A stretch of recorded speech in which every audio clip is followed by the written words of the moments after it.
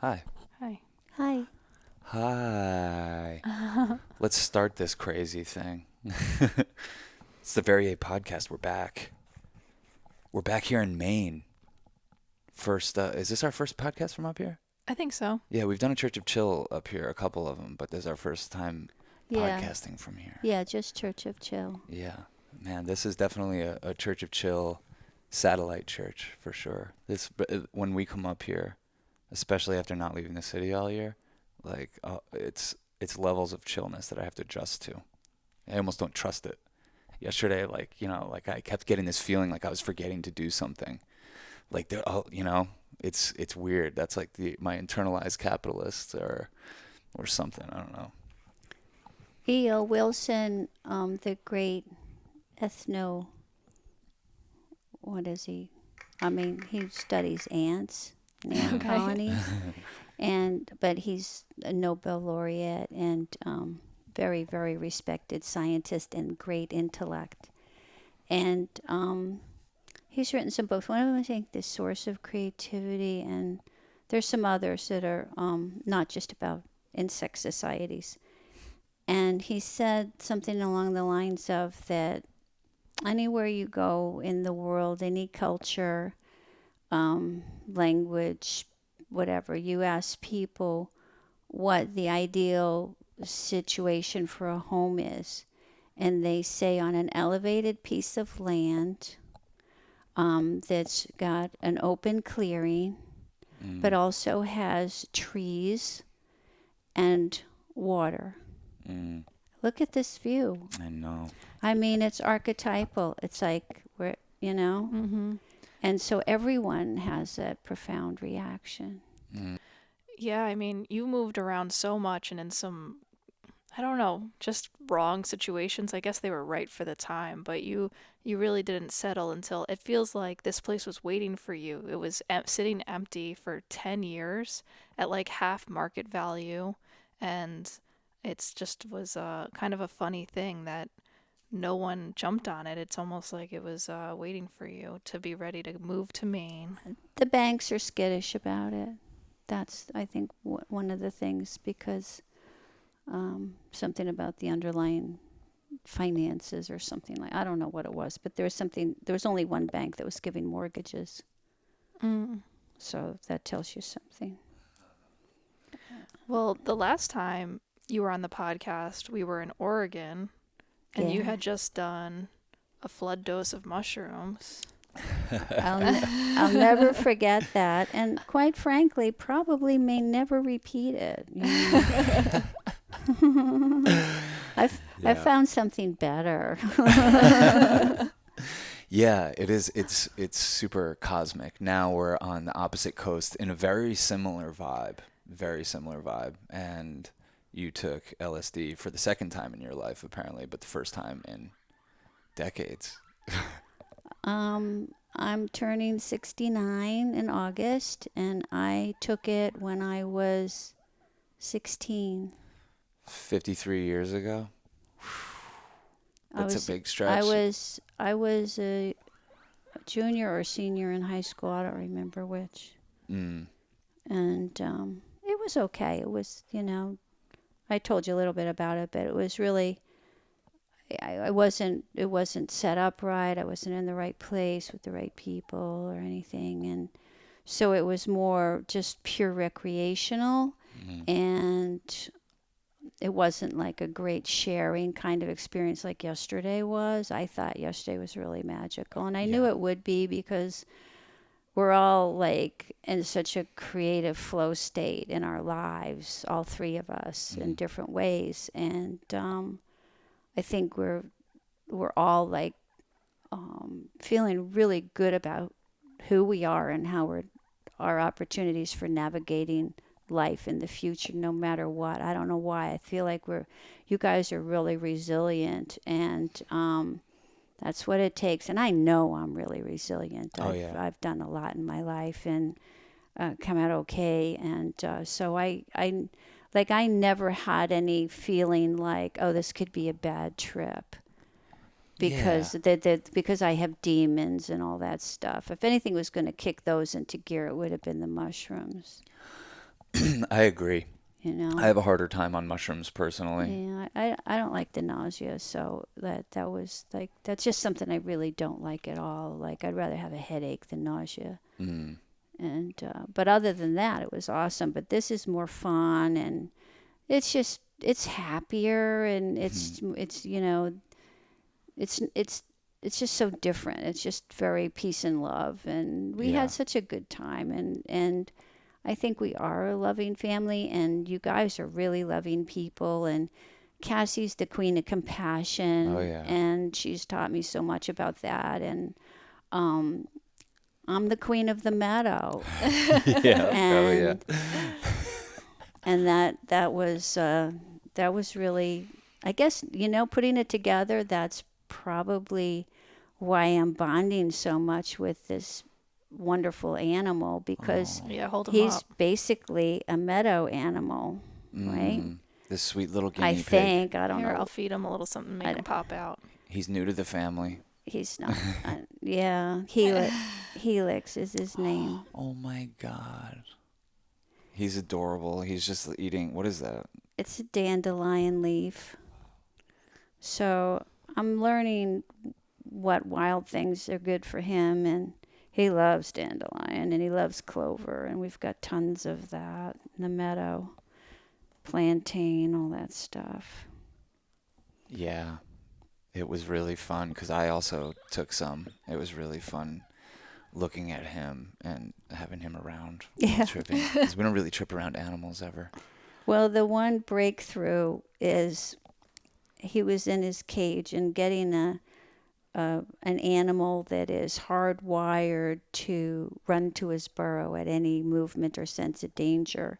They basically are burrowing animals and come out to feed and then run back in. Mm. So when you put your hand in, he's like, am I threatened? Whatever. It's really hard to take him out of the cage without him freaking out. And I've learned a little bit. But yesterday, I put this basket in the cage, and I said, baby, if you want to come out, he was squeaking like he wanted to come out. I said, if you want to come out, you get in that basket. He got in the basket, and I picked up the basket like it was a little elevator, and he hung out with us for the rest of the night. I mean, like, I never dreamed that an animal so low on the evolutionary chain would figure out the basket trick, and just be such a wonderful, chill little guy. And I'll show him off, and then we won't talk about him anymore. We'll have to do another podcast when his hair grows, because he's a baby. And I would say easily his hair's grown an inch in the 2 weeks I've had him. Isn't that wild? My hair doesn't grow an inch in 2 weeks. He seems like he's doubled in size since we got here a I couple think days he ago, has. too. That's why I'm saying you can literally watch this thing grow. Mm. So I'm just going to keep feeding him, and we can talk. I think animals are a consciousness expansion tool, just like anything else can be. But having an animal in your life and bonding with them is definitely one of the things that could flood you with compassion and help take that into other aspects of your life.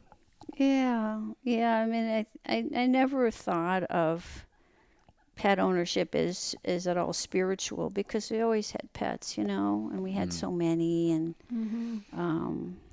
but there's that documentary about the monks that take in rescue tigers and stuff like that. my Yeah, that was cool. What is that? What was that called? Yeah, I forget the name of it. It's really good. You And turned us on to that one. yeah, and the way I thought that I recommended to someone who was having a child, because I thought if monks can, if you feed them, if you feed them, they have to have meat. If you feed them enough meat, they're fine, and they walk with them. And, so you see this film of these monks walking these tigers. It's just incredible.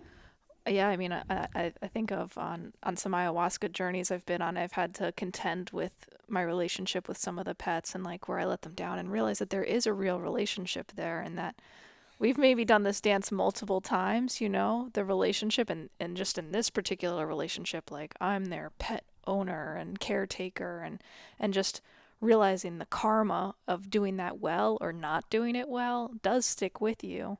and that you will have to keep meeting those same relationships over and over and over again until you kind of like Whoa. do it right, is how I feel. Whoa. Maybe that was such a driver as far. I mean, I thought I was getting a guinea pig because you can just neglect them like we neglected Murph. Yeah, you guys had one already. And really what this is it's about redemption for, just having a guinea pig that was not getting really. He got food and water and that, but he didn't get the love or care he was really open to. Mm-hmm. And that he needed, actually. But you're going to be spoiled, I can tell. Maybe my love for the animals and wanting to do right by them and not consume them has to do with how I treated them before, beyond just eating them. You Right. know? Yeah. I mean, I can't handle it. Like, I don't want a pet right now because I'm like, I wouldn't be a good caretaker, you know what I mean? And I don't want to have an animal that I'm like, oh, I don't want to take you out for a walk, and I don't want to feed you, and I don't want to wake up early. I have no idea what that's like to have like an animal come over, or like a dog come over and start licking you and like be into it. My body just goes so tense when there's like animals all over me for some reason. You know. I don't know. That's why so many couples get a dog before they have a child. Yeah. And John and I didn't do that, but a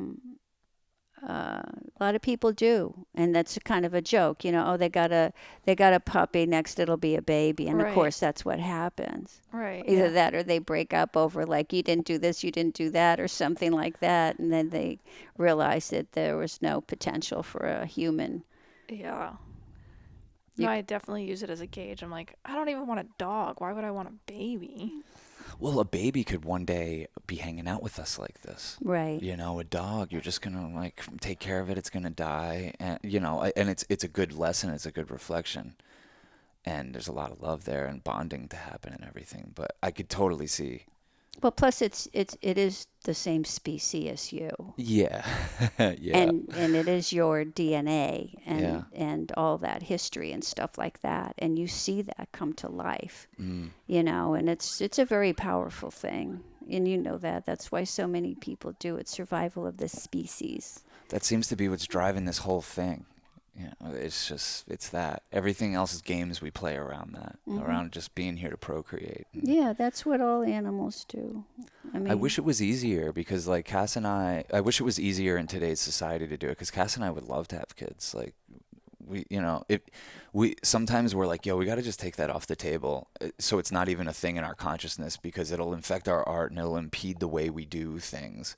So let's just say we're not having kids. But then when we like let the floodgates open and we're like, of course we're going to have kids, something feels so like about that. Like, oh, my life will have purpose beyond some shit I came up with. It's timing. I think, Sean, it's about timing. Yeah. Timing is really important, and what's great about reproductive freedom is gives you control over the timing.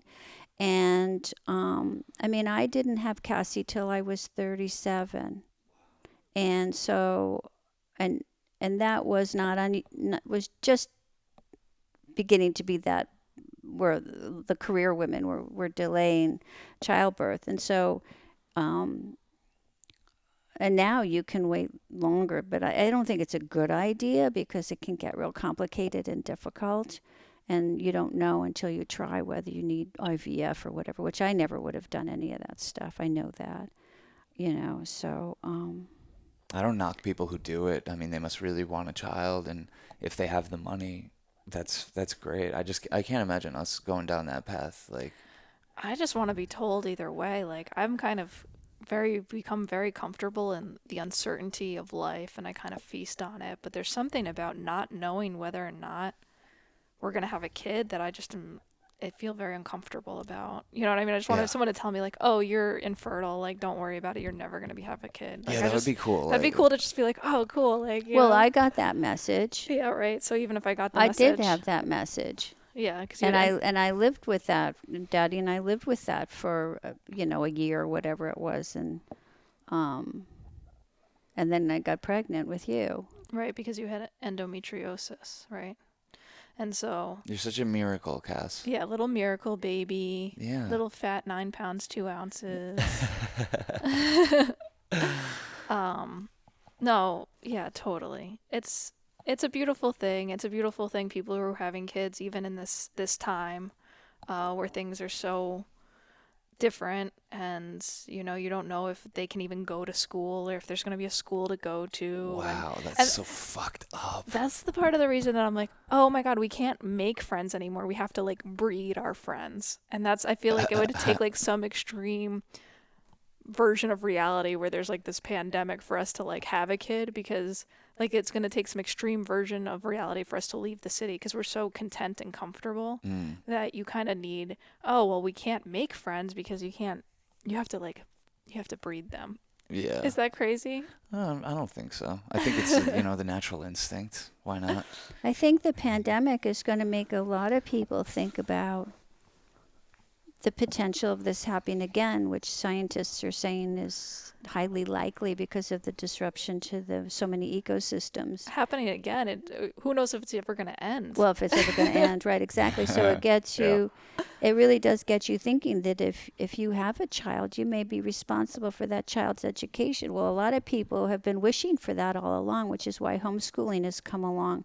But it's a terrible burden for someone who doesn't want to do it. And I think and is or actually isn't capable of doing it. And the thing is, that there are a lot of people who have children who are not very bright or curious and wouldn't be good teachers, And so that's the public school system serves such an important role, and to bring all the people together, and But also just having the spaciousness. Like we always keep out that thing that you gave to Cass as she was going off to college.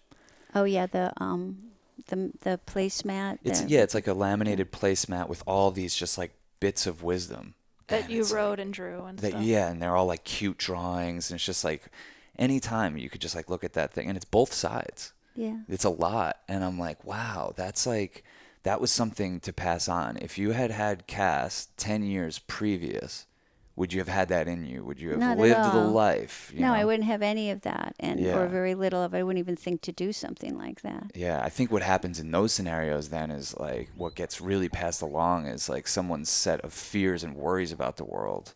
When you don't have that spaciousness in your own life. And this is what capitalism does to people. They're so forced to work. They don't have time to explore what their values really are. They don't even know what they're passing on to their kids besides their consumption habits. Well, I also think another thing can get passed along, which is worse, is the fear and stress, because you think of our essential workers, right? They've always been living, fear and stress, paycheck to paycheck, and that's just morally wrong. Yeah. And their kids are going to pick up on that. I read all the time about workers who work 3 shifts, and so they smoke because it helps them stay awake, and it keeps them from wanting to eat because they can't afford to eat all the time, and they don't have time to eat, and they're not allowed to eat.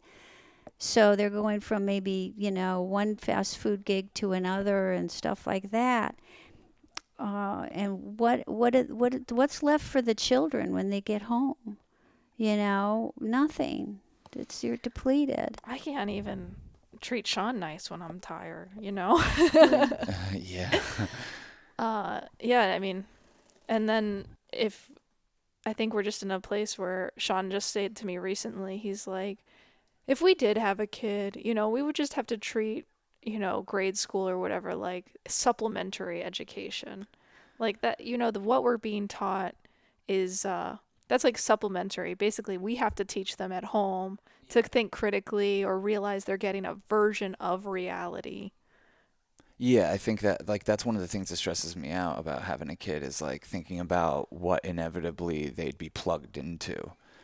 And it's like, fuck, how do you... And I think if you can impart on the kid that this thing that you go off to every day, like, that's your supplementary education. We got your back in terms of knowing what the world is really about, how to handle things, how to conduct yourself, your values, knowing about plants, knowing about medicine, knowing a critical view about what this country is really about. Because you're not going to get any of that stuff in public school, or I mean, I don't know. That's Well, not part of any curriculum. but there's so much that public schools do, and Yeah. mathematics, you might not want to teach that, but that's still yeah, I can't. important. Yeah. And so I think that what may happen is that instead of hiring a nanny, you're hiring a teacher.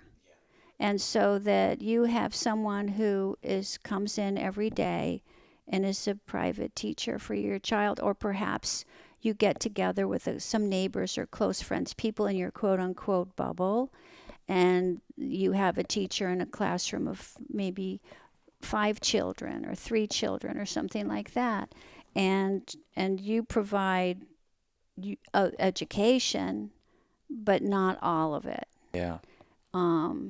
I mean, I could see that. I mean, Yeah. for years we had a nanny for Cass, and they Valerie particularly, she taught you a lot, but she wasn't an educator.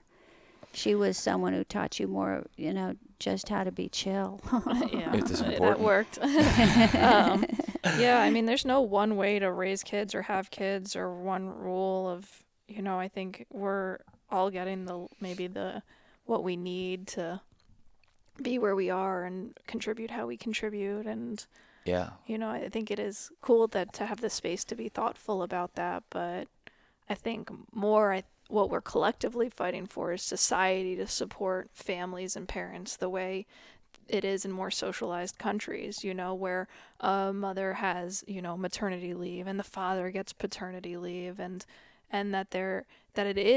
we are supporting each other to raise our children in loving, happy homes, because that helps all of us, and we want to have not be burdened. I mean, the burden that we put on people to work a certain amount of hours a week and commute to an office where they're probably not even as productive as they should be. Yeah. I don't know. I'm most productive the less I work a week, not the more I work a week. The last Sears store closed a few months ago or something like that, and a lot was written at the time that Sears was the last company that you could work at, buy a house, send your kids to college, all that they always apparently paid a living wage. It was like people loved the company so much they could actually have a career. You could be like a guy selling furniture on the floor or something, or running a little department, and you could support your family. No wonder they went out of business. Well, How could they I think compete with Amazon, who pays slave wages? well, right, exactly. And I think we do have to. I think we have to reckon with how we develop the society. I think when, we built all the plants during the Industrial Revolution that polluted, and so we shut down the plants and outsourced everything instead of shutting down the plants and building environmental plants, and plants that were located maybe smaller and more diverse, and maybe thought about how do we want to live as a society. It just was like, how do we make the most money, and it was outsourcing. But I think with the pandemic, companies are going to say we need to bring manufacturing back to this country, and at least some of it, and also have that for workers, for people who must work with the machine or with their hands. They need to have employment. And the pain that I feel knowing that so many people can't get work that they can raise their families. That's insane. If you work a full-time job, you should be able to support a family. And Donald Trump always talked about let's make America great again. It always sounded like this 1950s dream. And the 1950s was a very segregated time. But I felt that he was also talking about a time when there was a different kind of prosperity, It wasn't so striving. And he never really, I felt like he was getting to that. Not that I supported it, because they saw him for what he was and knew him for what he was, I guess, having been in New York in the years when he was coming up. But that I felt that there was something recognition of a simpler life where things were here. That the whole thing about bringing things back to America, I felt spoke to that. And I think that might have resonated with people who remembered when the food came from a farm, the dairy, you knew where the dairy was. The milk truck was a real thing. Like, we had milk delivered. That makes sense. Not everybody had a car, so you had milk delivered, you had food delivered. It was actually freaking easier. And then what we did is sent women to work and told them that that's what they needed to do to be meaningful, have a meaningful life, as opposed to just say, here's the choice. And it wound up that we taught women, and particularly women, everyone really, but particularly women, that feeding your family is oppression, and cooking is a form of oppression, and meal planning and laundry. And because the message to sell all the products that they were pushing into the pipeline was that you're being this is such a burden and will make your life easier and more convenient. Push button, push button, push button. And that was, a big thing. And I understand that part of the revolution with the, washing machines. And of course, who wants to be putting clothes through a wringer and all that stuff? So we went to the push button lifestyle, but we made some things that are so important to human nature and culture, like cooking and eating together. We made that something that became industrialized with McDonald's. And I remember doing a group once for a food company and talking to young women about how they made dinner for their families. And this is Denver, Colorado. This one woman, she says, "Oh my God, I get off work. I'm just so exhausted. I'm already tired. And I have to go to Taco Bell for one son because that's what he likes. And then I go to McDonald's for the other son because that's what he likes. I go to whatever for my husband. And then I go." So she makes 4 stops, and then they go home. And you can just flash in your head on the styrofoam and paper and plastic and shit that's in the top, on the middle of the table, and they eat and run, and there's no community, there's no wholesomeness, there's no healthiness. And I'm thinking to myself, it takes her 40 minutes to make all those stops. And I'm thinking, 40 minutes, you could go to the store, get some chicken breasts and some salad greens, saute the chicken breast, put the salad on the plate, bottle dressing, and eat it, and it would be 1,000 times better. Yeah. And now it could be rice and beans. I mean, thinking more vegan and stuff, but still, it's so simple. And she made it so hard because she so believed that was easier. And that's what America led her towards. Like, here's what's easier. And what's so interesting to hear from you, as someone who did go the path of being a working mom, who did get support with raising me, you know what I mean? And because you were working and traveling and stuff, that you recognize too that, like, that actually is important, the stay-at-home mom thing. I mean, every time that I, like, find myself in a role where I'm, like, taking care of a bunch of people and feeding and cleaning and stuff, like, I'm like, this is work. Like, I should get paid for this. This shit's hard, you know what I mean? Not like it's oppressive necessarily, but it is work, you know what I mean? And so we've gotten to this world that that work is not valued because it's not monetarily compensated.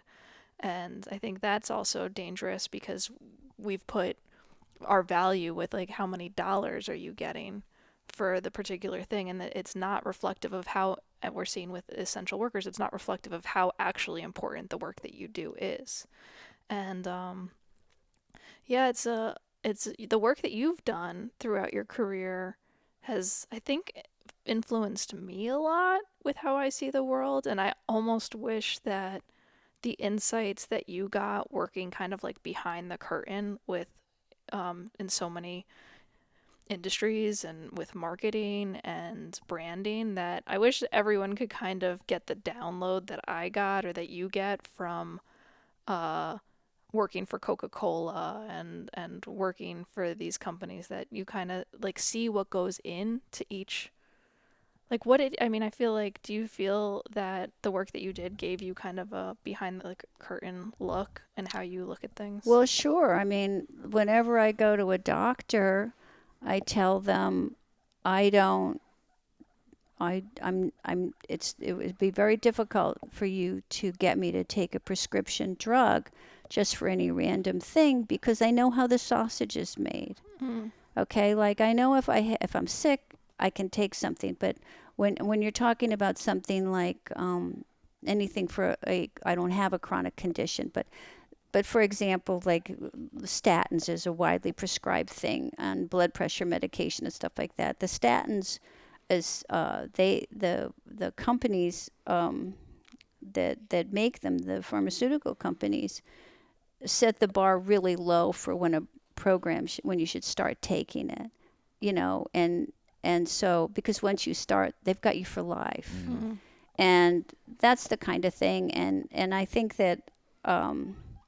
I used to take Cassie into the store. We'd go into the store, and I would tell her the backstory of some things because I had worked on so much stuff, and so she never bought any of the messaging because she knew from as being a little girl that it was all bullshit. Yeah. I told her what the lies were, that it was she knew what positioning was, and in a very real way, as like a 3-4-year-old kid, that this is what they want you to believe, not what it is. And so you have to be careful. It reminds me of when Sean and I first started dating. He was drinking a lot of Snapple, and it says on the Snapple bottle, "Made from the greatest stuff on earth." Made from the best stuff on earth. And I was like, Sean, that's bullshit. You Yeah, have to I'm stop like, drinking that what? garbage. I never even considered that Snapple or Gatorade could be bad for you. Like I didn't even consider The that. interesting thing about Snapple, I worked on, I can't remember whether it was Lipton or Tetley or whatever, but anyway, big tea brand, and basically, it must have been Lipton. Anyway, but basically Lipton has like practically control of the commodities market, and look at how it used to be the brand. That's what everybody drank, and or Nestle, whatever. There were a couple of brands, and that was it. And in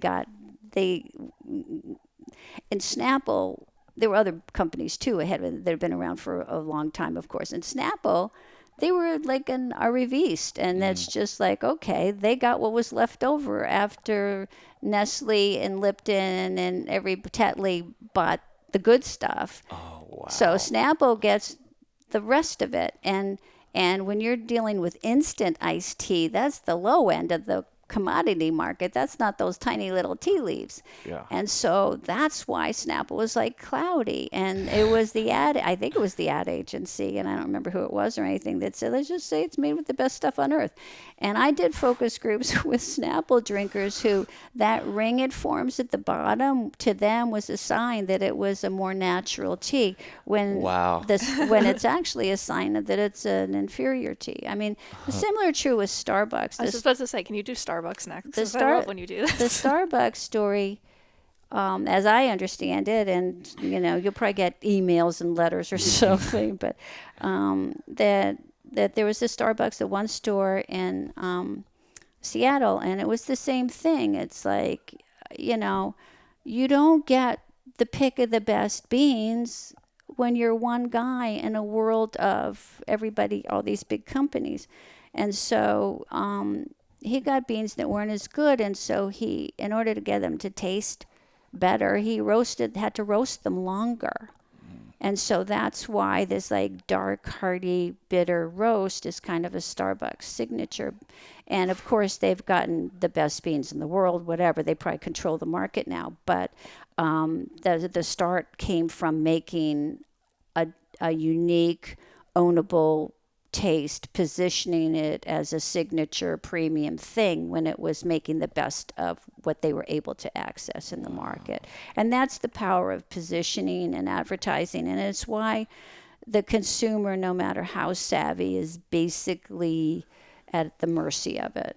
Oh, absolutely. And so, we all fall for stuff. I do all the time. Well, look what's going on right now. The corporations are shivering in their boots over Black Lives Matter and basically this public mass awakening that's happening, and they don't know what to do. This is the most incredible thing I have seen in my life. Right? I think it's even because it's accelerated. It's the 60s, I remember the women's movement, the environmental movement, and the anti-war movement all happening at the same time. But they were sort of almost then we had all the assassinations. And everything was canceling each other out in a way, although it never went away. It wasn't the focus of everyone's attention and the crackdown on drugs and stuff like that. So a lot of stuff happened. But now it's the pennies have dropped in the white mind. That's unbelievable. That to just really change the conversation about race in a way that they're like, oh my God.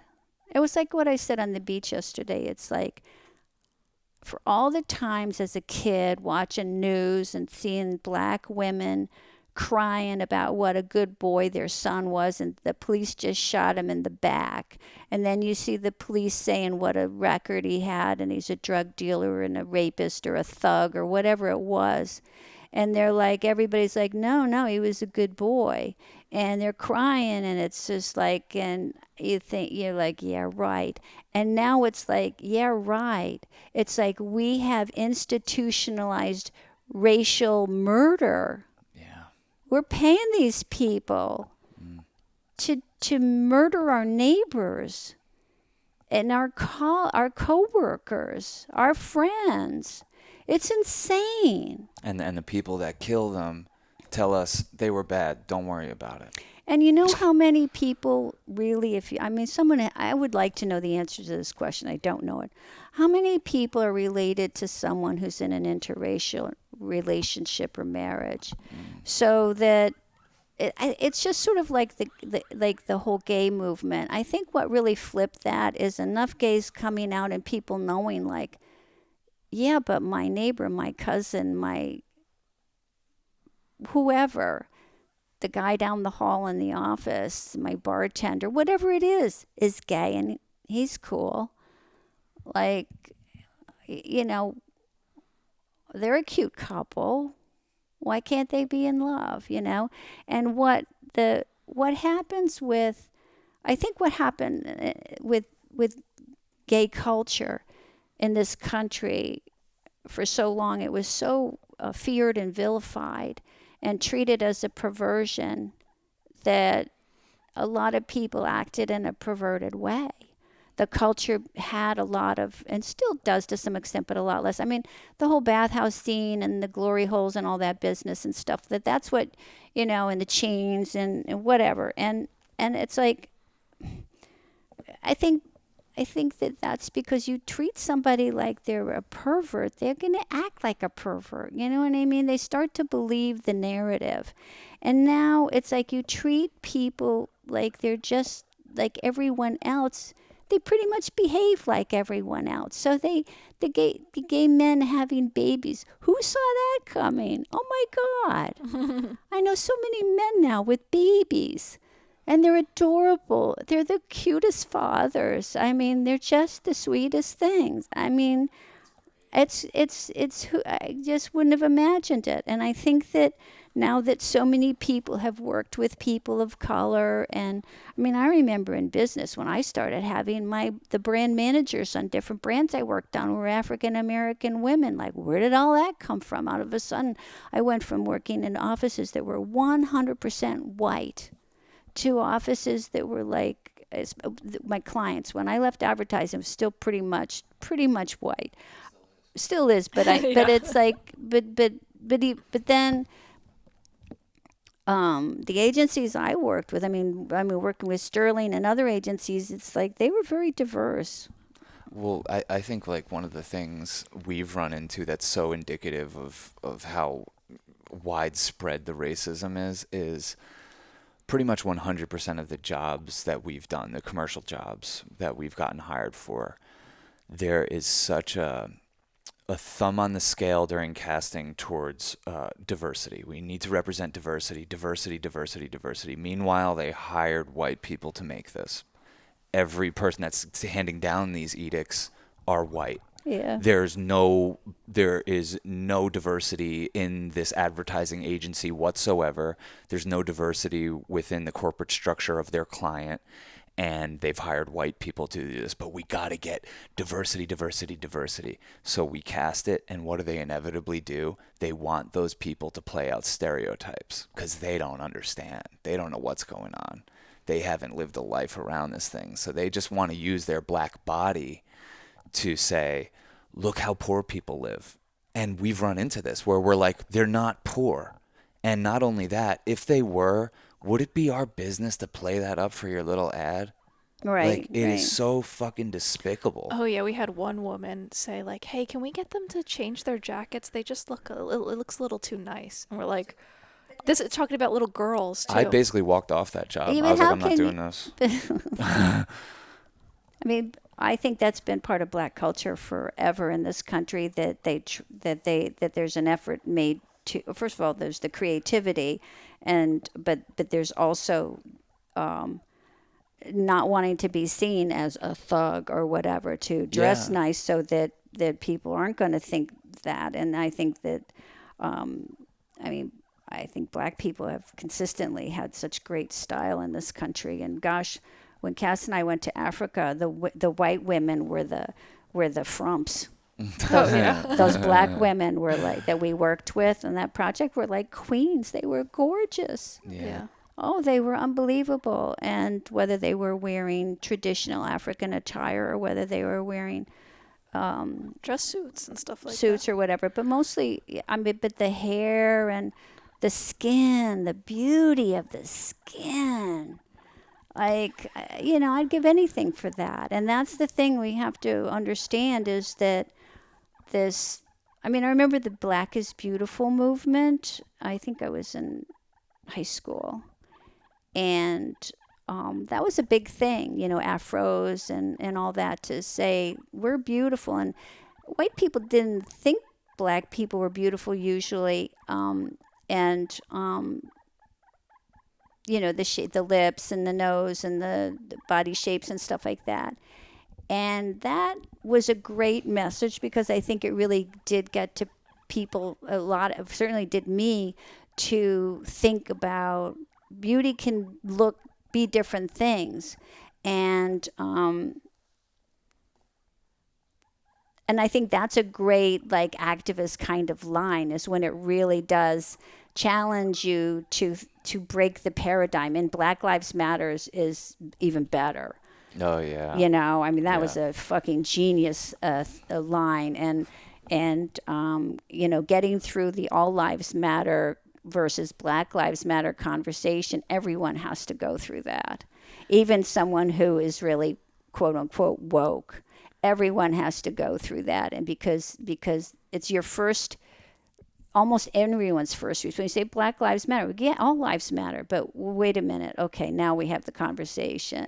It's like, why do you have to say Black Lives Matter? Because they're treated like they don't. And let's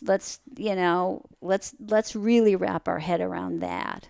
And if you don't believe it, we've got some video footage that will make you very uncomfortable.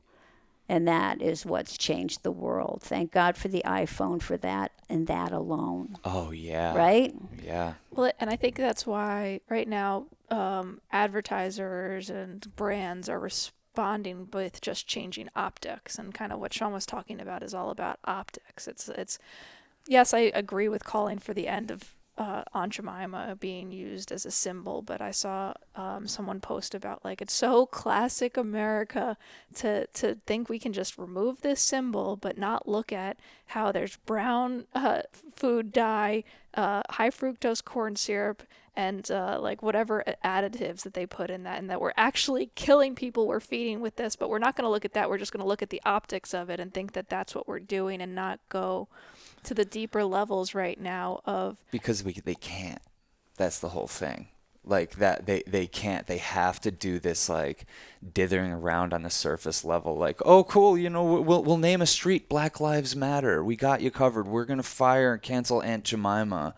We're gonna replace the white actors that voice black characters in cartoons. Like, all this stuff, and we're like, yeah, no one was really demanding any of that. Right. What we're demanding is actually so much deeper Bigger, that yeah, they deeper. can't even go near that elephant in the room, No. because that elephant in the room is capitalist It's structure gonna, that keeps because us all separated. it's gonna cost them money. Oh yeah. Well, the whole thing starts the pyramid scheme that we all live in starts to be exposed. You have to get to reparations. Yeah. You have to get to reparations, and the labor that built this country was stolen labor On stolen land. on stolen land, and we can't go on like that as a country. No. We can't go on like that as people, and we do have to make amends. It's killing us. It's killing us. That's why the reckoning is coming. It's so, well, we're in that moment now. And to hear people like yourself say this blows away anything I've seen in my life, because like we all say like, oh, this is like probably how it was in 1969. This is probably how it felt, the 68, election. I don't know. I No. think that nothing's ever really been like this in this country. It's different to me in that I feel like you could argue that a lot of what was happening in the 60s was strictly youth and more radicals driven. And this feels like it's everyone. Yeah. I mean, why were there so many enormous street demonstrations in Europe, Australia, New Zealand, all over the world? Because we're sick. For an American event that happens every week practically, or some people might say every day. I don't know what the statistics are. Yeah, I mean, it's we're living in a sick society, and if you haven't woken up to it yet, now would be the time. Yeah, I mean, it reminds me too of. I mean, this doesn't remind me of it, but talking about the sugar reminded me of what also happened in the state, and putting money in the money first is what you saw happen with, because you worked on beverages, on sodas and that sort of stuff, and you kind of saw a shift happen when we went from cane sugar. Well, I can certainly talk to that because I worked in a Coca-Cola agency when they changed from cane to high fructose corn syrup. And I wasn't working on a big soft drink then, but I was working on a number of different products and that were affected. And so the question was raised, and I feel like I asked it, maybe somebody else asked it, it doesn't matter. It's like, is it metabolized the same? Is there any difference between high fructose corn syrup and sugar? It's such a huge change for a company like Coca-Cola to change such an important ingredient. It's like all the caloric content in the product is sugar. Mm-hmm. So if you change that ingredient, you're fundamentally changing the product. So the question was, does it metabolize differently? And the person who answered the question said, sugar is sugar. It's exactly the same. And then I was already doing focus groups for the agency, and about a year later, people were heavier. And it showed in the focus groups. And so what would happen is, and then I went out on my own. This is when I went out on my own. And the clients would say, we'd have 8 women around a table, say, or women and men, whatever it was, to talk about whatever product. It doesn't matter. And they'd say, this isn't our consumer. Our consumer doesn't look like that. There's something wrong with the recruit. I go, well, what's the problem? They all use your product. They're very knowledgeable about it, blah, blah, blah. They, they're not ringers. They're not misrecruits. I can tell. And they go, well, we've just never, our consumer is not overweight. And so then what happened, I heard that of several times, and then I would prove to them, I'd take them through the screeners and stuff and try to prove to them that they were not misrecruited. So then the clients started asking me and other moderators to have the recruiting at the end of you take them through consumer through a 3-page questionnaire on attitude and usage of a category or product or brand, whatever it is. And then at the end, they wanted to say, well, just ask a question. Are you within 10 pounds of your ideal weight? And then terminate the interview, which may have taken 40 minutes if they said no. And the facilities, bless their little hearts, pushed back and said, I'm not going to get a qualified respondent and refuse them on weight. That's ridiculous. I won't do that. That's just wrong. And it's going to destroy my relationships with people and everything else. So they wouldn't do it. They don't hesitate to ask, though. And I mean, I'm not going to say nobody would do it, but and then it became a very normal thing that you would walk into a group and people were obese, and so it was the sugar, as it turns out. Oh, of course. Yeah, And it was in everything, but not just, Coke or whatever. It was in everything. Yeah, I mean, saving money because it was a bottom line issue. The reason that there was a big shift to high fructose corn syrup, and that ended up poisoning people and is poisoning people and creating unhealthy diets. I mean, it just it's so insidious, kind of what goes on and how it happens and I love to think the best in people. Like I'm a super gullible person. I love to think that everyone has their best intentions, and I still believe that, and I think there is a way to justify that. The way our companies are set up and the way society is set up is that people are just trying to do their top priority, which is get money for their shareholders, like and for their family. Like they're doing their best job given what their priorities are, but who pays the cost? And it is finding that that we do pay the cost. And I mean, it also reminds me of how you worked on Perrier and bottled water, and that wasn't even a thing. Like bottled water is now so ubiquitous, and there was a time before bottled water. There was in our life. Yeah, there was a time before bottled water in our life where most municipalities had decent water, but also the bottled water, some people did drink bottled water. It was kind of like a health nut thing. It was fringe. Poland Spring did exist. And it was more in Europe, and their different attitude about health and the environment there. But so Perrier and Evian were things there. But I worked on Perrier as a new brand, and my friend Barbara, created, all those marketing genius. Promotional, tactical, strategic things that got Perrier in the hands of everyone overnight. Every restaurant, bar, and everything, and it became a thing that, people drinking Perrier cocktails, and it was, kind of aligned with business practices, be sharper. It was the rising health craze so that you're healthy, and, drinking water instead of alcohol all the time contributes to that. So it was really, and then to see it sweep the country, and some places had bottled water and still do that because the groundwater was poor, like in Florida particularly. The water tastes awful because it's so close to the surface of the ground and it's hot. It smells bad. It smells bad. It's just awful water. Yeah.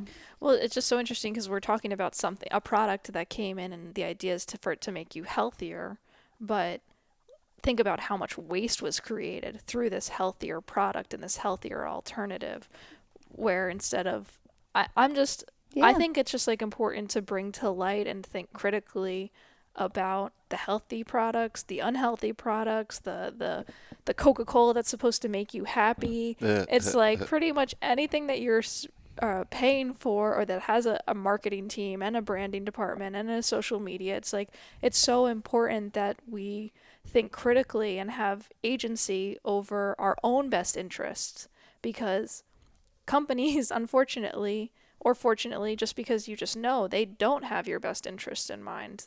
No, they're 100% about profit. Yeah, and they've duped us.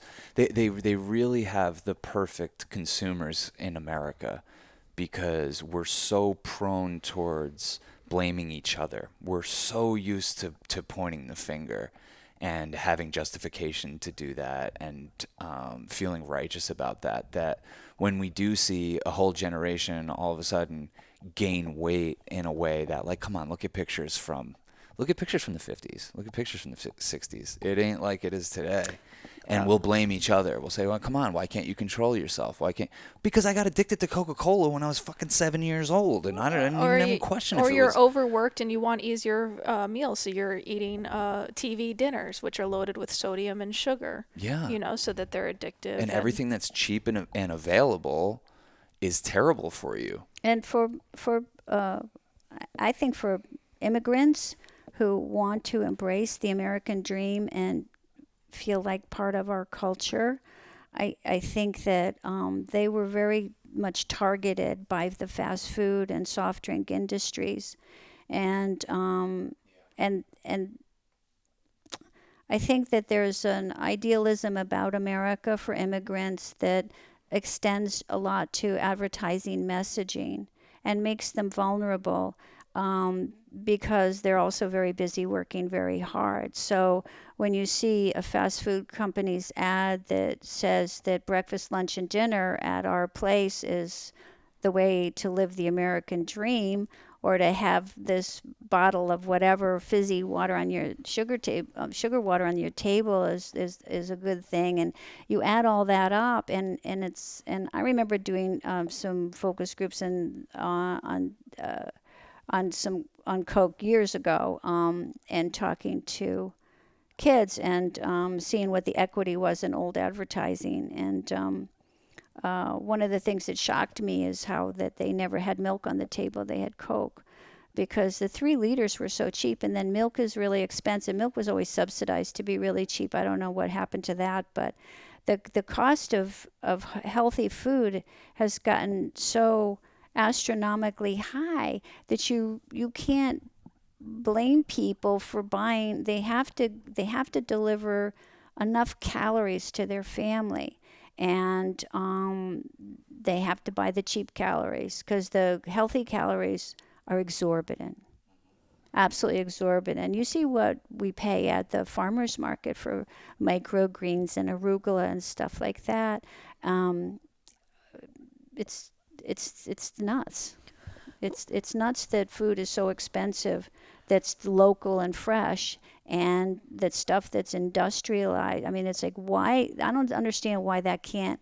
It just, I feel like we're on the cusp of something where there's going to be ways that things like are really growing and healthier, and there's got to be a different distribution network or something. I don't know. Well, I think it becomes this concept of hyper localization, and that, first of all, starting with your body and your soul and getting those things straight and learning how to take care of your temple. But then that extends out, because I think the healthiest thing that most people could be doing for their bodies is eating what could grow locally wherever they're living.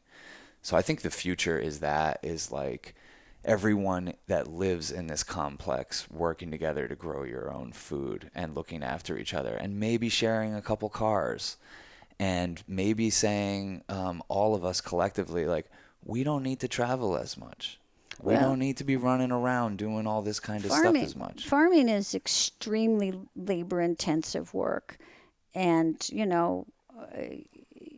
we're retired, but any community we still need doctors and absolutely. all that. And so yes, I think that there's got to, whether it's bartering or.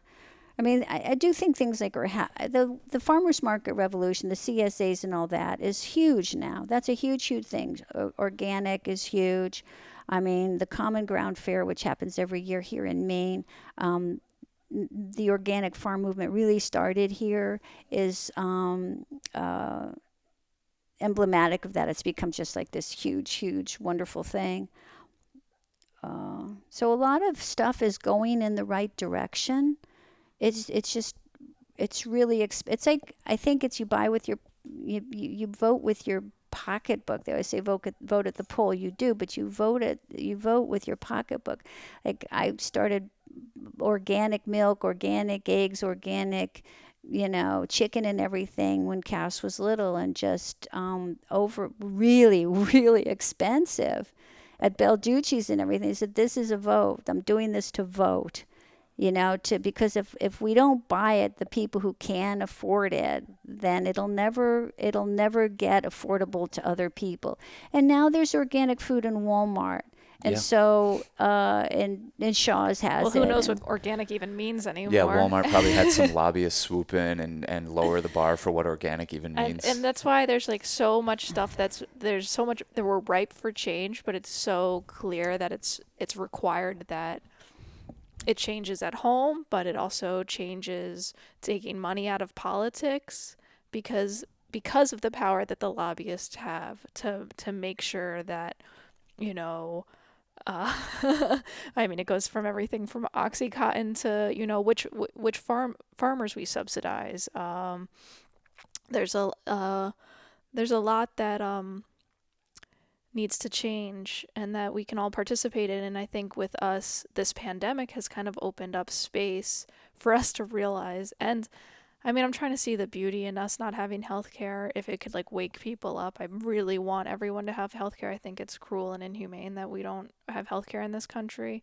That said, even our healthcare system as it stands is more of a sick care system, which I know I'm stating the obvious, but realizing that how valuable and important our health is, and that with this like mass access to information that we can see that, there are certain foods that you can eat that make you healthier and that do work better with our bodies, and that no one's going to do it for us, and that we have to be responsible to make sure that we fight for our own health, but then fight for the health of other people too. And like you said, access to healthier food. I think small farms should be subsidized. Well, this is the thing. Like, as we all wake up, I think the corporations that have been poisoning us and exploiting us are going to be the odd man out. You would hope.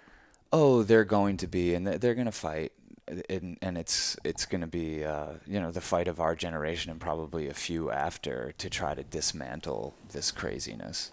If the Democrats blow this, they already did. Well. Look who their nominee is. Well, I understand that, but I do understand.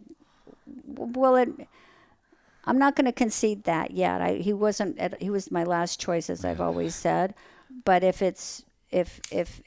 Joe Biden gets a landslide and Trump is out, and that's what it took. That's what it took. But that absolutely can't be life as normal. And he has got Biden. The Democrats must understand that there will be a fucking revolution if they don't take advantage of the full sweep that's heading their way. Yeah. Well, I mean, no making nice. They don't plan to, because they're not even putting forward any policies, let alone progressive policies. I mean, I think that what's happening with Sean and I, where we've become, more and more disappointed. Not that we didn't start already disappointed with the Democratic Party, but right. It feels like even we're at this time where Biden's falling to the right of Trump on certain issues, and certainly foreign policy. On foreign policy and that sort of thing. And that doesn't mean I think Trump is a better candidate. I think he's a racist, bigot, asshole, and I think he's incredibly dangerous and he should not be in office. But yeah, I have a question. Yeah. I definitely would rather take this in another direction than talking about Joe Biden. Yeah. Because this speaks to who you've become, what your guys' relationship is and everything. But so what changed? Because the first time that we took acid, you and I, we were like 4 hours into the trip and we went to go outside. And as we were going out the door, you ran back inside and you wrote on the cover of one of our books, "Stay out, mama." Like, don't let your mom take acid. Right. And so that was 5-6 years ago. And then without any hesitation, I kept waiting for the other shoe to drop. Without any hesitation, you sent her the acid and like. Excuse me, I said I specifically requested it as something I told. A Mother's Day gift. A Mother's Day gift. Yeah, like if you're thinking, I mean, like don't send flowers. So what changed? Why did I want to do that? Yeah. I never didn't want to do it. Mm. I mean, it wasn't. Um, well, that's actually an interesting question because I'm trying to think if you ever had offered it to me before. I don't think you had, and so I asked for it. It's just so heavy that we wouldn't like. That's not the thing we go around necessarily offering to people. Well, I know, We but stepped you in did it. offer me mushrooms, and Yeah. I think the mushrooms were much heavier. Yeah. I mean, I think one, I knew I wasn't going to be giving mom as big of a dose as I took that time. Two, I realized that I was at a better place to help her if she had a difficult experience. Mm. And three, I think it was my own fear and also just realizing that if mom in her last house or where she was living before this or before that or before that was like, hey, I want to take some acid, I'd probably be like, it's not that good of an idea because set and setting is so important. And I think you were maybe less satisfied with your life and where you want it to be. And I don't know if acid precipitates the change, but it makes you reflect on where you're at. And you're in obviously such a good place, and we have such good acid. So I didn't hesitate now. I really wanted it, in part as my journey as an artist. Mm. I wanted to look at my art while I was tripping, which Yeah. I did, and That was awesome. to see if there was any big whack on the side of the head or anything like that. But yeah, I don't. I liked it. I had a great time. I didn't. It was. I. But I felt like I was very identifiably me all day, and very capable. The only thing I wasn't good at is like kitchen stuff, but Yeah. I did the hula hoop after like what an Yeah. hour or something. You took that better than I've ever taken any of these. I kind of felt like I got early on that I didn't want to sink into it. I wanted to like be more active through it. That was a good call. So getting up and doing the hula hoop, which was really fun. That was I think 2 hours after you took it. I was like, wow. Yeah, I thought that was what I needed instead of sinking down. Mm. And then we had so much fun. I mean, going to Yeah. the beach and going out in the meadow and just blowing bubbles and all that. I thought it was just really, really great fun listening to great music, making art. Yeah. You did your Church of Chill. Oh, yeah. That And episode Cass will and follow. Cass did that beautiful painting, and it just felt very natural and calm. And I never, ever, ever expected it to get weird in part because of how good my life is and where I'm at right now, and because also I think you guys are in such a good place right now. And so all of us were like, I mean, we're in the coast of Maine, one of the most beautiful places. As long as we don't turn on the news, we'll be cool, Yeah, that would have been a bad call. right? Yeah. Yeah. It was just it was just one of those like you were saying, you're like, I'll always remember this day. And I was like, yeah, it's one of those things. And and I think you commented on this a few times throughout the day in various ways that this became stigmatized, like that experience, the amount of fear that was like projected onto that experience compared to what the experience actually is. Like, it's a dead giveaway that they're hiding something, you know? Well, when I took it in high school, it was like, summer love kind of thing, right? It was that whole time. And then it just like the crackdown. Yeah. And I remember I did research because I did research on LSD, and I spent time in the library. I did a term paper on LSD, and it was all about birth defects, psychotic episodes. It was scary stuff. And I mean, I didn't believe it all because I know that they had done that with marijuana too. And but still, it's scary. I mean, the birth defect thing is the scariest in a way. I'm glad I didn't even know about that one. I, I mean, I think also what we did is Mom watched several movies on Netflix. You know what I mean? There's so much media right now that destigmatizes the making of LSD, the culture around LSD, the effects of LSD. So many people have done it and not given birth to babies with birth defects. You've seen me take it for several years, and in a lot of ways I think you've seen it improve my life, or at least not hurt it, which probably helps. And also you're at that stage in life where you did the work. You I mean, did the work on yourself to be in a place where you're doing what you want to do, like art every day, but you also worked to the place where you can now live in a really good situation, and you kind of like set yourself up. And so you're actually in a really positive place. Prime candidate. Prime candidate. Yeah. When I was in college, I remember, I knew hippies, and I had a hippie boyfriend and whatever, and but I had a sense of there was the path that diverged, and what we ended up calling yuppies was one path, and hippies really wasn't hip, more like burnouts was the other path. That seemed to be the path, because I saw a lot going on with people who were heavy into drugs that was not very aspirational, let's put it that way.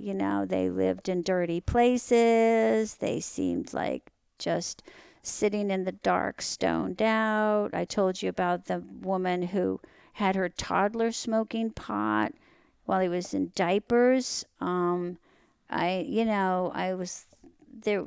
The people that I knew that were really involved in stuff, they were kind of losers.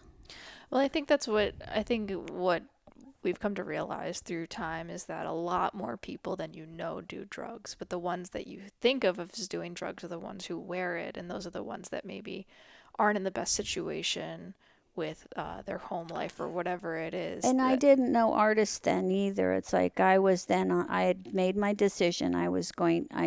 I knew as I was getting close to leaving college, I knew I wanted a career. I knew I didn't want to just get married and have kids and whatever. I wanted to be part of this women's movement thing. I wanted to be kind of hot shit in some way, and I jumped off track and out of fear and got married. Didn't work, got myself together, and then I mean, I did work I didn't even know existed, and had a huge career with it. So it's like I had to find myself and find my path, and I did, and I'm not sorry about the way I did it, but I really chased money. And also I loved what I did. I loved my work, and I was really, really proud of it until I started understanding that the consumer really couldn't, except for the most enlightened, educated person, couldn't really see what we were doing, because we're all so good at our jobs. All the people who do the positioning and work, and the advertising people, the marketing people are really, really good. It's very psychological stuff. I mean, because you can make so much money on that trajectory. I mean, they scoop up the kids from the art schools and the creative minds, and now especially they get scooped up because there's no other choice. You have to pay off your student debt, you kind of have to enter the system. And the truth is, we do need products and brands, and there is a pleasure to going and buying something, and you buy a car and you buy your BMW, you do get the thrill of whatever that high performance machinery delivers. That is at some level real too. I mean, a lot of it's, right? It's a position, but there's I think the psychedelics wear away at it, because like Cass and I, it's so funny because like we have Carrie in our life now who is very much like drawn to those things and almost can manifest them because she wants them. And we don't want those kind of things. I'm like, why? I didn't want them before psychedelics. I don't know why. Yeah, I never Cass really never cared. wanted any. Cass never wanted Cass. She doesn't wear brands. She does like. No. So Well, I you taught her. wasn't. Well, we never She did. said she always said, "Don't be a walking advertisement." Yeah. There you go. Cassie was never greedy. She could have been. There was a period of time there where we had a really quite a bit of money, and she could have been a greedy, gimme, buy me, I want girl, and she never did it. And so the torture every year was my mom would say, give me Cassie's list for Christmas. I mean, the day that Cassie ever writes down a list of stuff she wants other people to get her is like never. Yeah. So I'd say, Exactly. Cassie, what do you want for Christmas? And I'll never forget this. And she would say this every year, but I remember the first time. She goes, Mommy, you and Daddy get me everything that I need. I really, I have everything. I don't need anything for Christmas.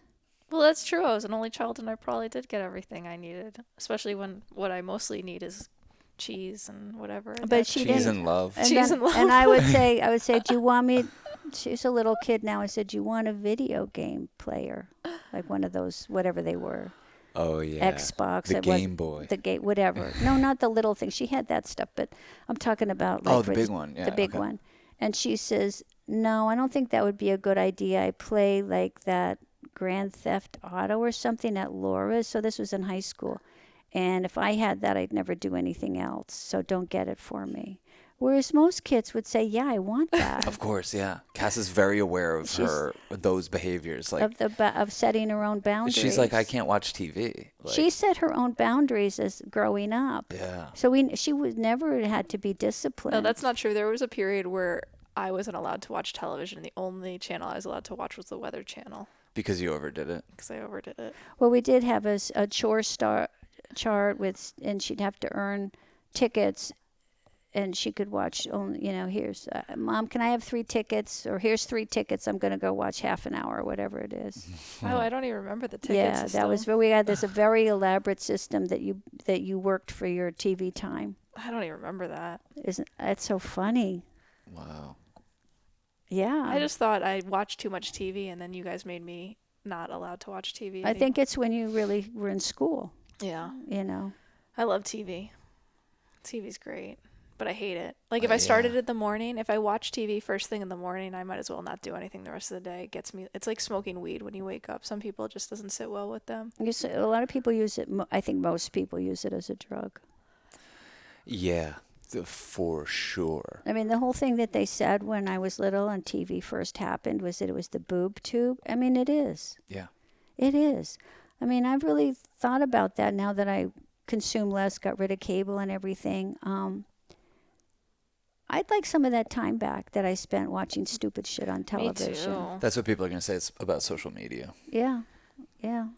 I want that time back. I think we're doing a lot of. I think one of the things that the general public needs to understand is that we're all addicts. Yeah. And that what is the nature of addiction, and what are triggers, and how can you recognize addiction? So it may not be alcohol, it may not be drugs, it may not be gambling, it may not be sex. Those are the big baddies. But it sure could be social media. It could be sitting in front of the television. It could be Those are things we cheer on, actually. they're the thing, Work? right? Exactly. It could be work. It could be Yeah, you get likes for being a social media It addict. it could be golf. I mean, our president is addicted to golf. And Kentucky Fried Chicken. And he should do some reflection on what are the things that are triggering his need to play besides he's just working too hard. I mean, there's something else that's going on in his mind. He wants to beat people and he cheats. He's like a known cheater at golf. Like I always said, that's like it's just such a dead giveaway about what type of person he picked up is. a child's ball that was in the. He swapped balls with the child because the kid had a better lay. See, I wouldn't put that past them. And that was pretty recently. I read there was a Sports Illustrated story It's that so ridiculous. somehow I saw on Twitter about the reporter, I guess, played with him, and his kid played along, and he did a thing to this little kid.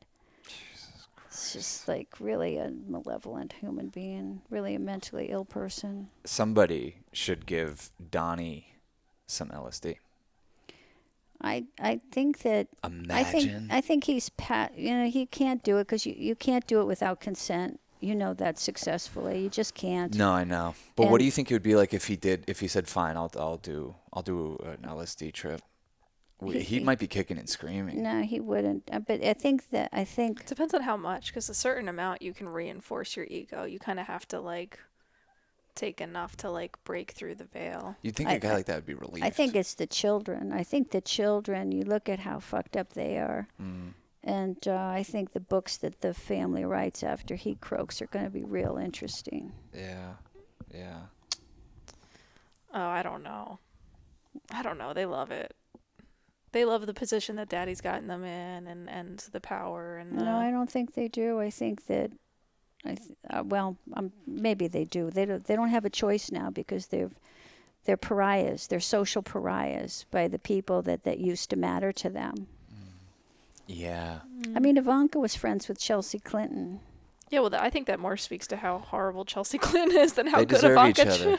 They deserve Trump each is. other for sure. I mean, I don't know. Like, I don't think anyone is like this, like inherently evil. Like, I just choose not to believe that. But I think we reward a system that is evil, and that's where I hope things to Yes. shift. Where we're stepping out of the age of like rewarding people for dominating each other, and we reward them for loving each other and being compassionate and supporting each other. It's just hopefully our reward system can shift. We need a path for reconciliation. And I think we have to, when this trauma of Trump is over, have to provide that path for people who were his supporters. That's gonna be Because tricky. they're going to be really dangerous people if there isn't a way to bridge the divide that's so extreme, And I hate to say that, but I do think that, I mean, when I see these people that are so hateful, what is their pain? What is their pain? I don't think I'm satisfied that it's one thing, but I think that one of the things I think we're all getting a sense of now, but so many awful things that have happened to so many people from so many quarters, is that there are so many humans that are abused, and that their lives are lives of abuse. And the abuse can come from a parent, a neighbor, and it can be sexual abuse or psychological or otherwise, but there's the schools and churches, and we have institutionalized abuse with the corrections system, and we have also institutionalized racial war, which I think we really have got to talk about as a society, the way that the segregation is in prisons, and it's just basically gangs. And those people get out, and then they're at war with each other. It just doesn't make sense. None of this makes sense. We're in the church abusing children, and you can't. Not paying people a living wage is Not abuse. paying the way people can't live and have to work so many jobs and then deny them health care, and like the whole thing, the hypocrisy of our crops harvesting. You have to have people come into the country illegally or on whatever kind of condition in order to get the food that we eat out of the ground, and then to punish them by saying you can't have health care here, or you can't be educating your kids, or whatever it is. You have to pay taxes, but you can't get any of the benefits of those taxes. It's just it's insane. We are an insane country right now. There are pockets of beauty and grace and everything, and they're like, I'm grateful to live here because, like, for example, like they say that Maine, the way life should be, and some people will even say, yeah, there's no black people here, and that's largely true. But what most people mean by that is It's just like when you go to the dump. I love going to the dump because you sort the trash down to the smallest thing and every little thing. And it makes you so hyper aware of this, of the waste you're creating. And that's just one example, and the dump is overlooking a harbor. It's like really, it's beautifully done and organized, and then the stuff like just buying fish off of a boat from a guy who caught it. There's a lot of things like that that feel very natural, and the whole small farm movement that is so big here and everything makes it possible for us to have flowers and greens that you can't get everywhere. Isn't it kind of crazy and cosmic that like your mom was born off an island, not my grandmother. Your grandmother was born off an island not too far from here. 5 miles. Yeah, that's just so crazy that you ended up here of all places. And when I was here, I felt it. Like it felt like we're supposed to be here. Like we're like salmon. I when I came to Maine for the first time, now it's probably 12, 14 years ago, on a vacation with my friends. And the very first day I was in this area of Maine, Midcoast, I was saying to Kathy, who was hosting, how much would a house cost? What about that? What about that? Like right away, I was feeling like this is it. And it just got stronger for me the more I came here. And I felt that to me, it was like a recognition. And I guess what I glommed onto was the 19th century architecture, but I really think it's something like the smell. And that might be like salmon have it to get back to their ancestral stream. Maybe we have that too. Absolutely. Wouldn't that be something like, I mean, if I go to Ireland or Poland, am I going to be like, this is it? I don't know. I had a strong pull when we went to Africa, though. I was like, I could buy a little house here. Well, you're a far descendant from that, but as we all are. How far back you want to go? Yeah. Yeah, exactly. Go all the way. Yeah, exactly. Well, that gives you the ultimate compassion. You're like, oh, I am every one of these motherfuckers, believe it or not. Yeah. Yeah. Well, that whole thing with looking at Cassie's face happened again yesterday. Oh, can you explain that? Yeah, when I did the mushrooms, I had this very strong hallucination. I was sitting opposite Cassie, and her face would transform just like a slide dissolve from male to female, every race, every like beautiful, ugly, you name it, like weird hair. There's just like, it was still, but it's still essentially her somehow. And I wasn't even like doing that mindful sitting opposite you, looking at you yesterday. You were just lying there and I'm looking at you and I'm like, oh man, your face is doing that same thing. It's just like, and then I said to her, it's like, it's just that whole thing where I see all of humanity in my daughter, because I've seen you with dreadlocks as a man with dreadlocks and black skin. And I've seen you look like, I don't know, some sort of greeting card, Irish elfie kind of thing, I've seen you name it. It's like everything. And it's like, it's so I look at her and I can't, it's hard because I know she's looking at me as mom and I'm looking at her cycling through like all the races, genders, you name it, existence of, it's weird. And it just goes, just this dissolve. I remember thing. in the mushrooms you were saying she looked goth, like she looked like a goth chick. Yeah, all tattooed and everything and stuff. Well, what's the message of that? To me, it just is that all of humanity is in all of us. It's just that I feel that so strongly when I look at Cassie. And that my question to myself, my insight with the mushroom trip was, why is it so easy to see that with my daughter, but not with everyone I meet? And that's the challenge, I think, for us in Black Lives Matter and looking at healthcare, anything that requires any kind of compassion and humanity, is to say when you look at your child, you understand that you share DNA. And the thing is, we all share DNA. We all share stardust, whatever it is, right?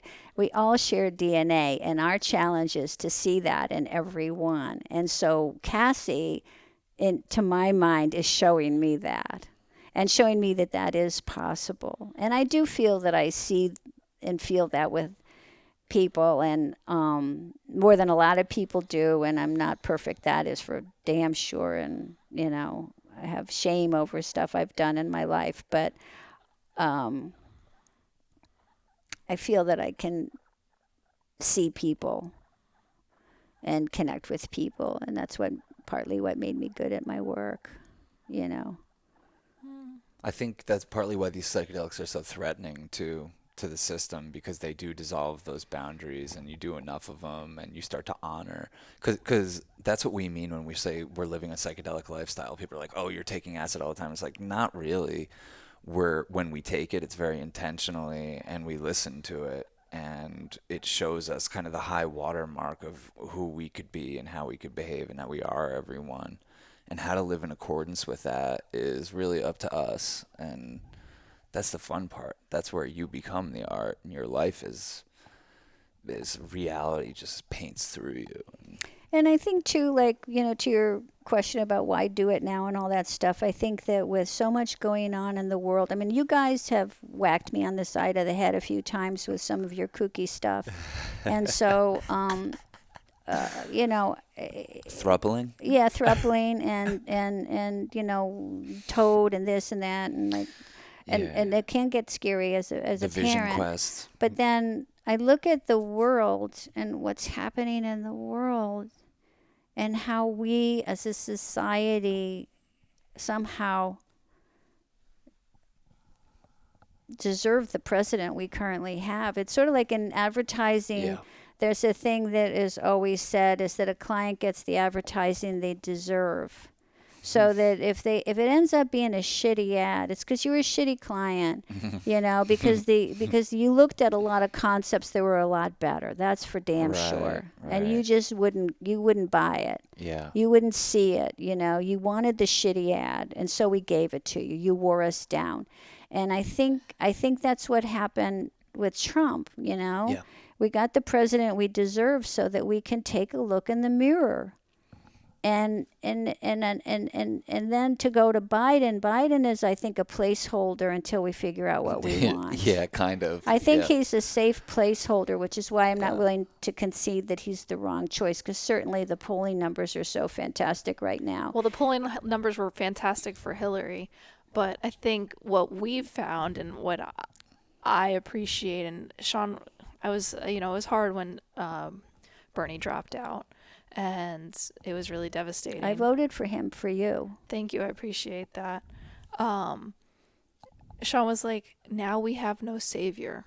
There is no one guy we're going to vote in there that we're going to try to expect to fix it all for us. It's a good thing. And it's a good thing because, we have to get in the streets. We have to organize. People were hiding behind Bernie for years. And Bernie wouldn't have gotten it done. No.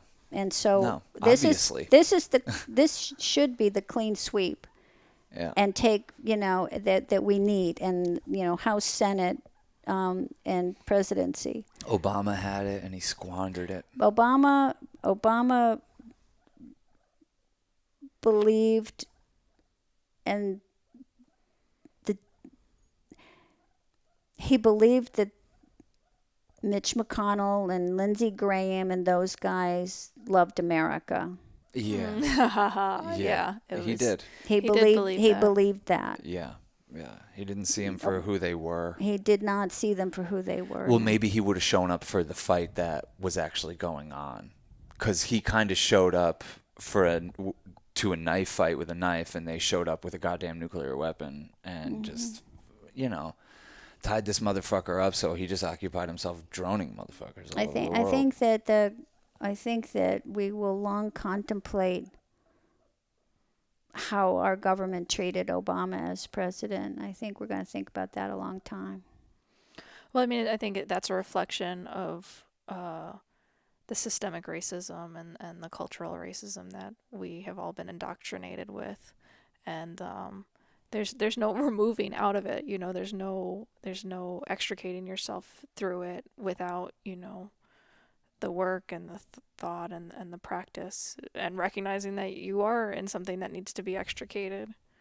When it became clear that the Republican position was that the very, very worst white man was better than an exemplary black man.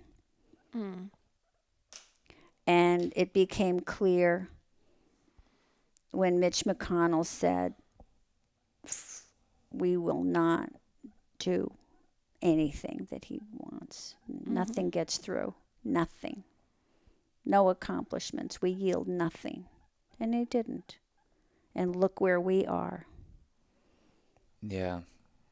This system ain't working anymore. So, you can't just overthrow it. You have to build its better replacement. And that's what we're starting to try to do. Yeah, and I think what encourages me is that everything worked out for Mom, and this doesn't work knowing that people don't have health care and aren't getting a living wage. Like, that doesn't work. I mean, like, your life can be good and it could work out for you, but that doesn't, who wants to live in a world where so many people's realities are so unnecessarily difficult, and there's so much abuse and so much harm and so much tragedy, and yeah, I think that's like the collective awakening that's happening, and that's why this movement spans to Europe and South America and everywhere, is because people are realizing how connected we are, and even if we're not connected, who wants that for your brothers and sisters and the world? Well, the over-militarized police we have so many problems that could be dealt with social workers. And you posted some stuff that was reposting on Instagram that I read all of it, and it was the first time I had read kind of the concept of getting rid of the militarized police and replace them with social workers and drug abuse counselors and all that. But in fairness to the police, they've been complaining for years that they're not trained or equipped to deal with all the domestic disputes, all the drug abuse, all the mental illness, and stuff that's thrown their way. They should be back to investigating robberies and break-ins, and like. I had a whole it's so great, this period, because you wake up and then you wake up again and you wake up a little deeper, because of course I'm like, social workers, this is what they need. This is what our world needs. This is what people need, is they need social workers, not people showing up with guns. And then someone posted, social workers aren't necessarily the answer. When social workers are just as dangerous as police, because social workers come into a house and say, you can't have your kid anymore. Like, they're stealing children from parents and families. We need to revamp the entire system, not just how we care for people, but that people aren't in a position of such desperation where we're criminalizing poverty. Yeah, defining poor people as de facto criminals. What about ending poverty? Yeah. That's a project right there. I mean, it really starts from the roots, ending the war on drugs, ending poverty, ending these things. It's not like, oh, if we just have someone show up without a gun, then people who, are asking for help are safer, who are in poverty. No, they're actually not safe, because they're treated and seen a certain way. Doctors, the racism that's inherent in the with doctors, and how black women die at such a higher rate, or their pain is not taken seriously, It's women of color, and it's women. It's most of the research on drugs is done with men. Like, they're just now learning about women. Women have completely different symptoms for heart attacks and things. It's like they have absolutely ignored that. So it's just it's white male. I wouldn't go that far. There are problems and I mean, those the white men embody them the most, but it's, Well, she's saying white men is who we put our medical attention towards. Those oh, are the people that we try to like. Okay, do the studies with, oh and yeah, then of course. That everything's built around it. Even to the point where, this is a side note, but that they revealed years ago that like every dosage for prescriptions was based on like a white guy's. An average male with like What would that have to do with what Cass would have to take? Exactly. The Yeah. dosage and everything else. And it was like when somebody tried to prescribe, a doctor said, I want you to start statins. And I went to a specialist, and he wrote her a letter saying, you're out of your mind. Look at the whole person. This woman is an athlete. I was rowing 10 hours a week. I didn't have any extra body weight. I was like, it was crazy Well, it how wasn't fit I about was. you. It was about making sure that they write a certain amount of prescriptions. Right. Like same with police. It's like we need to write a certain amount of tickets. It's where the incentives are. The incentives aren't for healing and having a healthy. Well, this is why I think that the future that we try to dream about, and the one beyond police and beyond even a fucking social worker getting called on your ass, is a redefinition of what community and accountability mean. Because there are things we could do, and there are steps to take, and it's very natural to who we are, everyone, is to want to do right, want to do the right thing, and know what that is. Mm-hmm. Do you think the law against murder has ever prevented a murder? You know?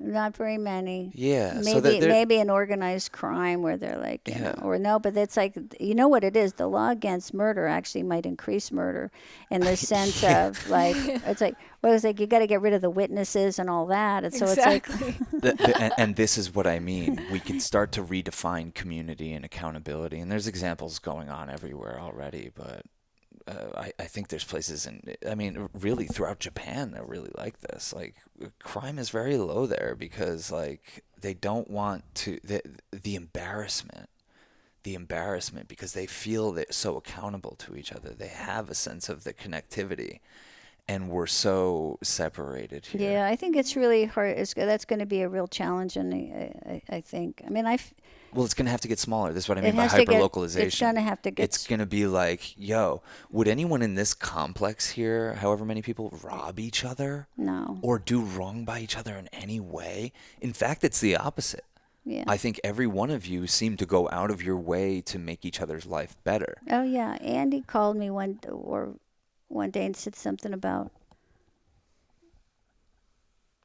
somebody's going in your basement or something. Well, you left your garage open last night. Like, what does that say? That's like, you trust these people. You know it's no big deal. And I feel like that sense could keep expanding and expanding and expanding if we focus on eradicating the class structure and eradicating hierarchies, because we start to love one another again. We start to transcend that scarcity model and live in abundance together and be accountable to ourselves in different ways, and therefore be accountable to our communities in different ways. And our communities are not Target and AutoZone and fucking Walmart or Amazon. These are not our communities. So I think things are gonna change. Well, Main Street USA, I mean, I think that's one of the things I love about living in Maine is that all the little towns, they still have opera houses, where there's still live performances and events and gatherings and stuff like that. There's no Starbucks around here. That's the thing. There aren't enough people. You can go to Portland, but there's none of that. We have very little of that. So our main streets look like a real main street. Yeah. Yeah, and there's co-op coffee houses where it's co-owned by all the people who work there, which is a really cool I idea. guarantee you people are happier here than in the places where it's Dunkin' Donuts, Starbucks, CVS. Oh, we used to Rite Aid. travel like the country thinking like, oh, let's go travel, let's go meet different people. I mean, we're documentary filmmakers, and literally every town is the same. Oh my God, it's so fucking boring.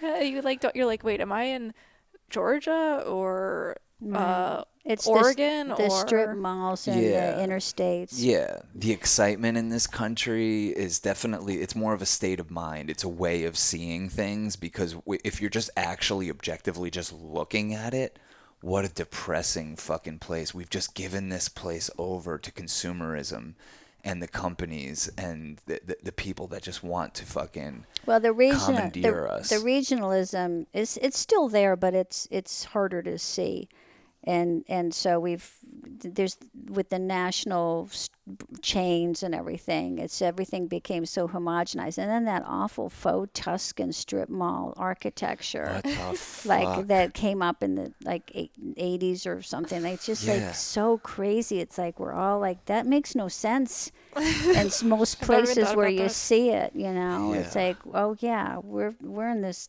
Tuscan It's style. so tacky. It's so tacky. Yeah, it's great in Tuscany, but Yeah. That's why you see in our movies, because we make our movies here, we're showing America. We're like, let's just show it for what it is. A lot of our movies take place in these weird ass, like, this weird dystopian, like, okay, we're in a Walgreens fucking parking lot. This is like, just, it looks like Paramus. yeah, everything does. Everything looks like Paramus. Yeah, everything looks like fucking Ronkonkoma. We've probably been going for a while. Let's fucking wrap this fucker up. Yeah. Thank you so much, Mom, for having us up to Maine. Sweet and Marie Greener. Really appreciate gem. that we've been able to come up here and know that we're Corona COVID free. Yes, we got a test. That's why we're here. We got a You have test. to look at my Instagram feed of Flowers Not Fascism if you want to see my art. Yes, Yeah, look that you've up. Been a big inspiration to us. Your art is incredible. Thanks, and honey. You've just gotten so much better and more creative, and it's just really exciting to see where you've taken it. I needed to retire and have time. Mm-hmm. So thank you guys. Thank you. This is fun. Peace and love. Peace and love.